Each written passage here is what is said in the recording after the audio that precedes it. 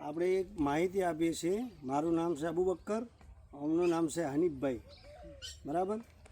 એટલે આ જીરાના અંદર આ માઇકો રાજાનો ઓછું હતું સલ્ફેટના સાથે અને અન્ય દવાના સાથે.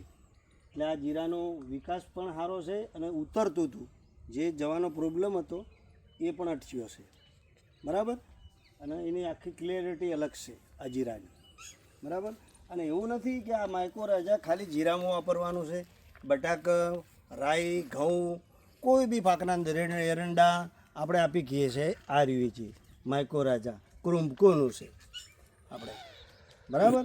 અને અમુક એના છેડી પાસે પાયું છે જીરું, બરાબર. જો આ લીલા ચાર રહ્યા, એટલે હવે જો ઉતરવાનો પ્રોબ્લેમ નહીં, પ્રશ્ન નહીં.